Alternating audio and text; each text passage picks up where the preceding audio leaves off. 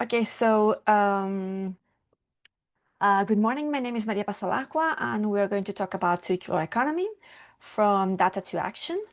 When we talk about resilience, that means that we have to adapt, recover, and thrive amid change. And this means surviving unexpected crises, but also anticipating risks and turning risks into opportunities. I think one of the most significant challenges shaping the sector today is a transition towards a circular economy, not just the tourism sector, but generally speaking, as a society. And which are the main risks and vulnerabilities? First, the legal framework. We all have waste regulations independently on which country we live, but we know this is pressing.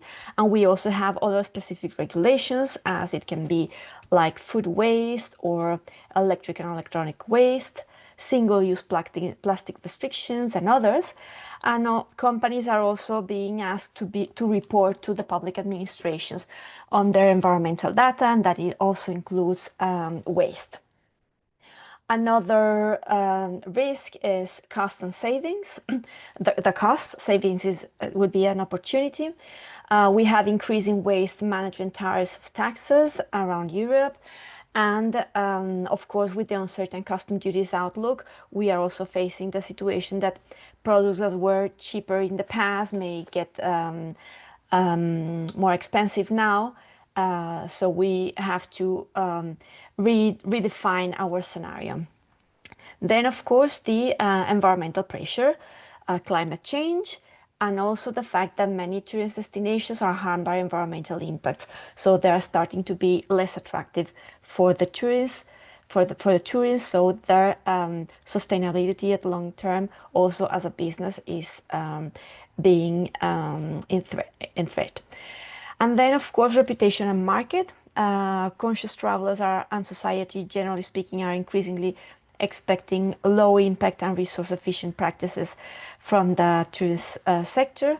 And there are also stricter sustainability standards also among the tourism sector. So if we want to face this challenge, we need data. If we have no data, we cannot improve. And the first thing that we could do is an initial waste and circular economy audit that will provide us the picture of the situation. And then, of course, we will need to systematically collect data and analyze it in order to understand which is the situation and try to define potential actions. And if possible, compare with others, with other organizations similar to us. This is not always easy because many organizations do not collect data and they don't share it. There's no always a platform or a place to share data. So you just have to, you have your data, but you don't have reference standards in order to compare and see if you're a front runner or not. So I'm giving you here some examples of a circular economy project we carried out in the hotel industry. And this is the example of a 4-star hotels. They were using more than 6,000 single-use plastic bags for customer laundry per year, those that we put in the room for the customer.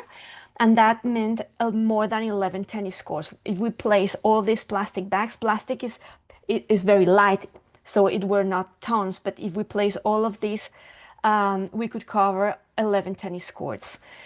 And the most interesting information we got is that that year the hotel received just 101 requests for laundry service.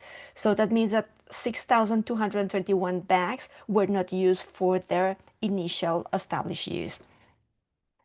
And the same hotel was using 207 plastic rolls in the kitchen. That was more than 300 kilos a year per just plastic film. And that means 107 tennis courts per year that you could cover with the plastic. And one of the main reasons is that in kitchen they were not using the gourmet lids, the ones that you see here in the picture. So that also helps you to understand if there are bad practices or things that have, or problems or barriers that are going on, and we have to correct that. And then the case of a five-star hotel, they were consuming more than 7 tons a year of courtesy products. These products are really small things. like cotton, I don't know, sewing kits and so on. So there are very small things, but arriving to more than 7 tons a year, that means that you are consuming a lot of materials and resources. And then where they were using more than 250 kilos per year of non-woven products in the spa, just in the spa. So with those, they could cover 21 tennis courts, and they were using 800 plastic film runs, more than 1 ton, and 339 tennis courts. So one thing that we all have to do is like collect data, analyze it, because you buy a lot of things, small things maybe, and then when everything is thrown away into the containers, we just lost the information. We have just the big data at the end, but it doesn't allow us to work on it. Okay, another important thing when we have data is to communicate it both to staff and also to customers in a way that we can involve them. So in this case, as simple as this, a hotel was using more than 156,000 cardboard glasses in a year, and we saw that they could line up from end to end one of the main avenues that crosses Barcelona. That is more than it's 10 kilometers of cardboard glasses, and were 624 kilos per year just for cardboard glasses. So this also helps to understand the data, also to calculate in terms of economic potential savings, and this information is used also to motivate the change we want to carry out. So data is essential because we need it to take decisions and define our actions.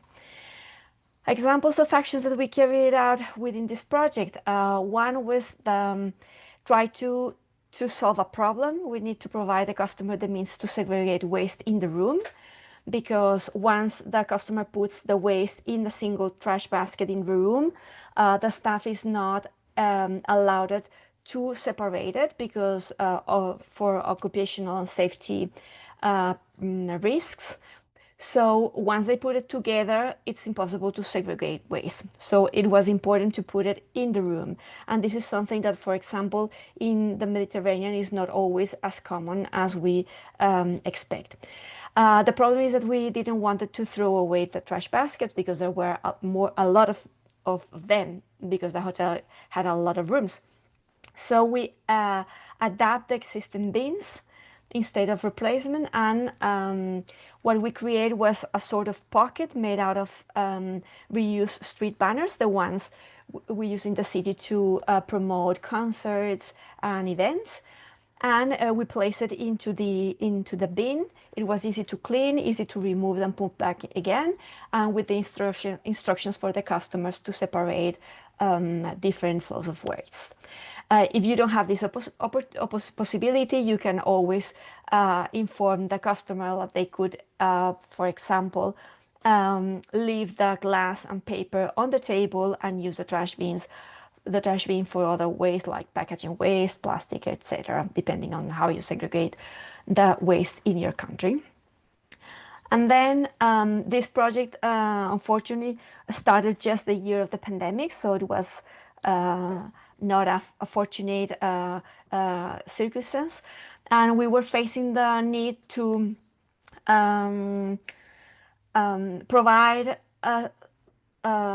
safety to the customers and so on. And one thing was, how can we tell people that if they have occupied one table in the breakfast buffet, no one is touching or using their things or taking things or sitting there. So we create this, and it was provided to the customer at the entrance of the breakfast buffet, asking him or her to return it at the end of the breakfast. So this way they place it there. Everyone, both customers and staff, knew that the table was occupied by a customer. This is very usable, particularly in hotels, business hotels, where a lot of travelers or people are traveling alone. And this allowed also the staff to understand that the table was occupied, so that it was not the time to clear the table. And this provided also a benefit or in terms of environmental impact, because it generated less waste and consumption of resources. For example, the food that the customer was still consuming, the napkins, and also less dishes and cutlery to be washed. So it was better service for the customer, and also an advantage for for the for the environment. And then in terms of furniture, hotels and accommodations, they spend a lot of money in furniture, not just because of the purchasing of new furniture, but also when they change furniture, because it means waste, and they have to pay. Furniture weighs a lot, so it's also an important cost. And one of the aims of the project was to learn about small tips that can extend the life of furniture, how to maintain it correctly, and last but not least, buy better next time. So we analyze, like for example, the picture you see here is a simple furniture. The same, it has the same on both sides, and it doesn't have drawers, so it can be turned if the front part is damaged. You just flip it, and it works, and you then double the span life of this table, and it's very easy to repair. And another thing that we discover is that as it doesn't have drawers, customers were not forgetting things in the room, so it's also an extra added value. Then you don't have to manage things, and it's not an annoyance for the customer. This was related to the plastic bag we saw for the laundry. We studied different options. The first was to use reusable bags, but they were bought, and we said, no, we can make reusable bags made with textile waste from the hotel. And the last one, which is the more circular, is not bag at all in the room, and the staff collects the laundry from the customer in a reusable bag done by the textile waste from the same hotel. And then there are some actions that are very hard to carry out alone if you don't involve your value chain. And sometimes you need to press as a sector. So we realized that the laundries were providing all the laundry in plastic bags, and it generates at the end of the year a lot of waste. So if one hotel was asking the laundry to change this procedure, the laundry was not willing to accept it. But if more than one hotel starts asking the same thing, then it was possible to make the change. So it happened. Then another example for the events. This is something we start implementing many years ago, and this is now the new normal for us. And people that attend our events, they know that this is the standard procedure. They know that when they are at the end of the catering service, they will find these paper bags, and they know that if there are leftovers, they can get it and eat them later, or use it for the breakfast the next day, or whatever it is. And it works. It was nice to inspire others. It is changing habits step by step, and now a lot of catering companies are adopting this procedure, so you don't have to ask it as a customer, but they do it as an own initiative. So that's nice. So we see that the market is changing. You can see, like for example, that the business model in many products is migrating from product to service, but sometimes we need common action to make this happen, and we need to collaborate. So this is the last thing I want to explain you.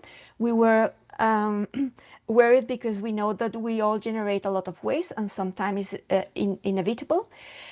But one thing that we can say is that if you are throwing something away, someone else may need it, and if others are throwing something away, you could use it. So we establish a network of exchange to exchange materials. Currently, there are a mailing list of 60 organizations, and besides these 60 organizations, member of our own association, We also send this information to NGOs and other potential stakeholders like schools so that everyone can have access to these materials if they need it. And this means saving tons and tons of materials in a year and also saving costs. And that's it from my side. I think that the time is over. So, and I will leave you some questions just to think about it in the future. Thank you.